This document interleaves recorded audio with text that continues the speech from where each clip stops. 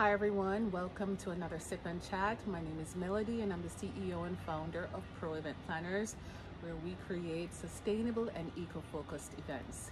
Today I'm sipping on some flavored water of grapes and ginger. A little bit of a sweetness from the grapes, a little bit of a pungentness, that's the right term, from the ginger. Just refreshing overall for this great and warm Floridian day. So today I came prepared with questions. Bam. I've done a few of these, so I get to share something new, and this is how I'm going to do it. I have 12 things that I'd like to share about myself. Here we go. The first one is, what type of music are you into? I love live music. Live salsa, live reggae, live contemporary jazz, live classical jazz, live classical music. Just live music. Number two, where's the next place on your travel bucket list? Absolutely the Bahamas. Big ups to my sister Monique and her BFF Jan. When they're in the Bahamas, they just post all these lovely pictures of the little pink pigs that go in the water, swimming with the sharks and the stingrays, fishing, just laying out on the sand and having the food brought to you. That's on my bucket list. Next is, what was the last thing you read? I'm still reading it. This book called How to Do the Work by Dr. Nicole LePera. It's about shadow work, which is a word or term used to describe the darker parts of yourself, the parts of you don't readily advertise to people that that's how you are. So it's mainly the negative sides of your personality, and the book showcases her journey towards wellness in that respect and the tips and tools that she's come across that was helpful for her that she's sharing with us. So a good read so far. That's what I'm reading. Next, if you could only eat one food for the rest of your life, what would it be? I'm a foodie. I love food. See my garden?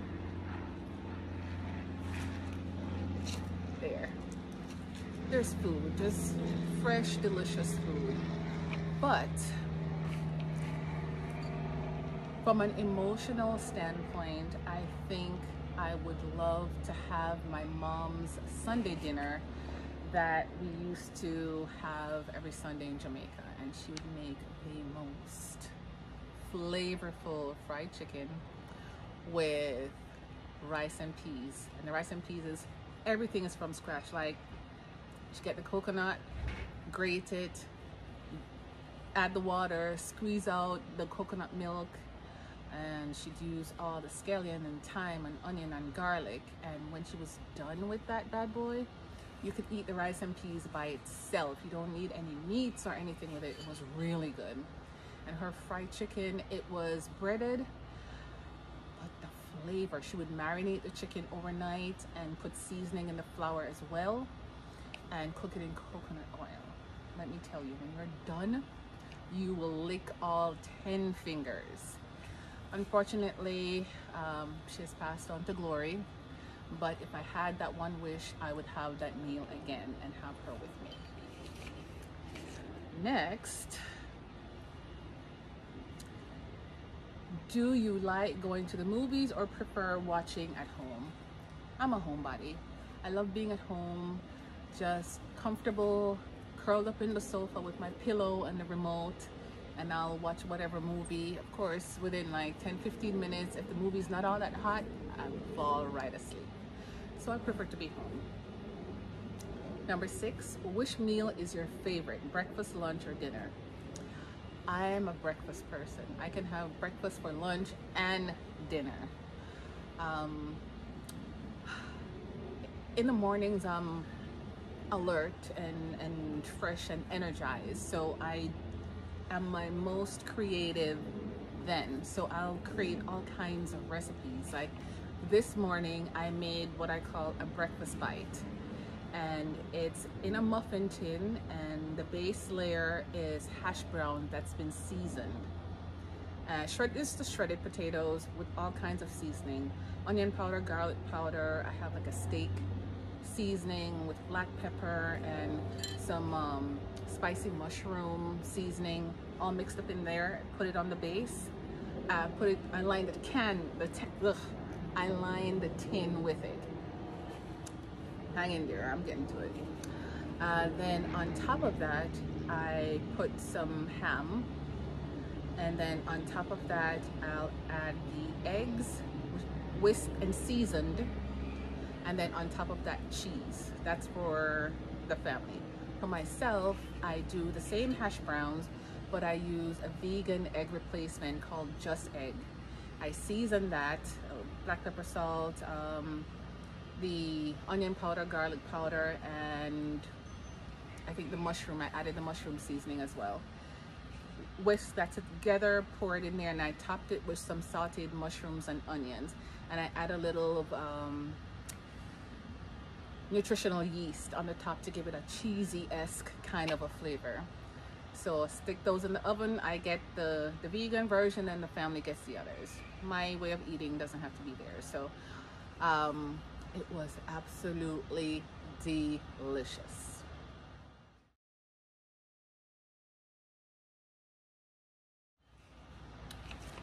Next question. Mosquito. What song always gets you out on the dance floor? Back in the day when I used to go clubbing with my friends on the weekend, like just after college, and I wouldn't be drinking. The moment we get there, I'm on the dance floor and I'm breaking it down and I'm learning all the new dances. And one, I guess, type of music that would get me on the dance floor is dance hall. And I love Buju Banton, Elephant Man, just the energy. So anything that they do, I'm on the dance floor. Would you rather cook or order in? Well, I used to be a restaurant manager, and I'm in the food and hospitality industry. So I know what happens in the kitchen, and I know about the products that they use. And because my wellness journey involves more of a clean eating and just fresh cooking, I rather cook at home. I know what's in there, I know where it came from. Most of the time it's from right here. There's no, what do you call it? Industrial oils. Yeah, none of that. None of that. Ooh, these mosquitoes are too much. So, yes, cook at home. What's your board game? Scrabble all day. Let me tell you why. So my mom was a teacher, and she taught my sister and I to read from we were very, very young. And I fell in love with words, what they meant, how they're used, and different types of words to express the same sentiment. I'm all about the words, all about reading, all about writing, that kind of stuff. And so Scrabble allowed me to flex my vocabulary muscles, as it were. And she taught me how to play Scrabble, and we would play together sometimes growing up. And those are some very good memories, so I absolutely love that. Next, how do you enjoy spending your alone time? Out here in the backyard, I walk out, I look at the leaves, the trees, the grass, the plants, the birds, the butterflies, and then I lay on a table close by. I'm gonna show you that shortly. And just look up at the sky and just give gratitude for the peace and the serenity that is my backyard. It's like a little oasis. Absolutely love being out here.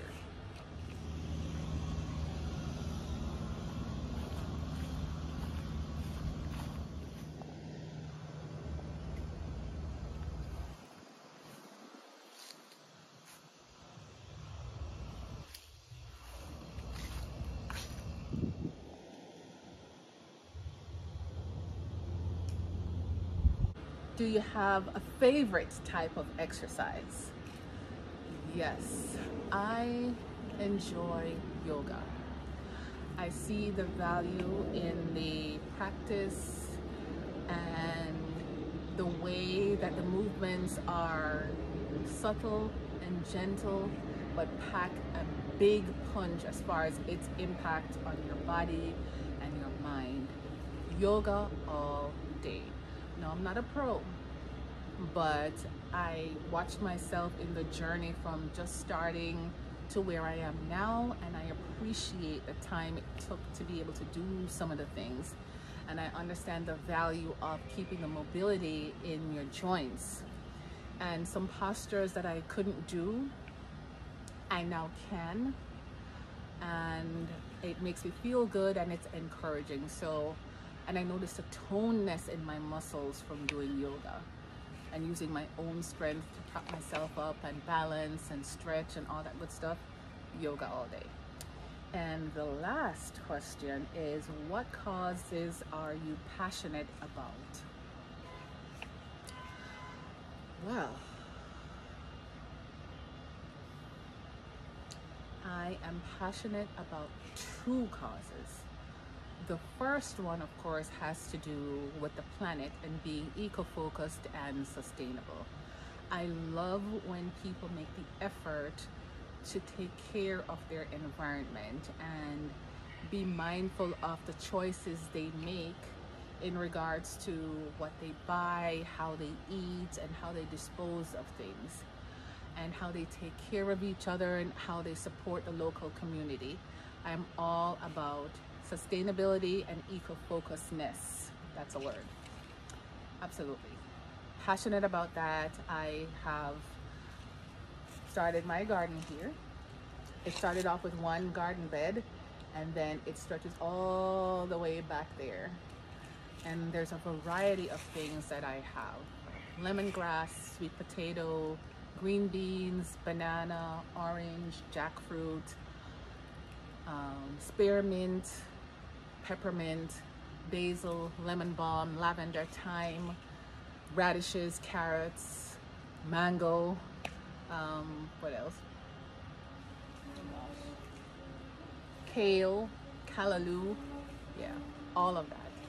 I like when people see the value of connecting with the universe, with God, and allowing what is naturally meant for our food to be accessible to everyone. So community gardens, absolutely.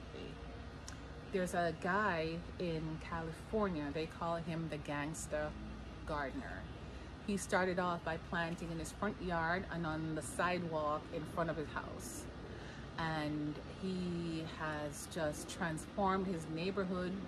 And his neighborhood was they call it a food barren land or something like that, where there's just the fresh food that's available is very expensive and there's a lot of processed foods. And now he has shown the people in his community, I think it's Compton, how to plant in their yards. There's a community garden. He's used open, abandoned lots on the street and just planted a whole bunch of things. And it's enriched his community, so there is value in that. The second thing that I am passionate about is encouraging women and little girls. I partnered or volunteered with an organization called Plan USA, and they had a section of their organization called Because I'm a Girl. And this organization protected little girls from becoming child brides. So it's all over the world. In the Caribbean, India, Africa, China, they will promise their daughters to older men in their community that maybe have more money than most. And little girls like 10, 12 years old. And these, what my island people would call old gray tone men, as in they're getting gray, would marry these little girls and introduce them to things that they have no business getting introduced to at that young age. They'd get pregnant, and of course their body's not ready to deliver a baby in a healthy and safe way. And so sometimes they would die in childbirth, or the baby would die, and sometimes they would have injuries from that, and then at that point they have injuries, they would be discarded by the person. They're no longer viable, and so they would be just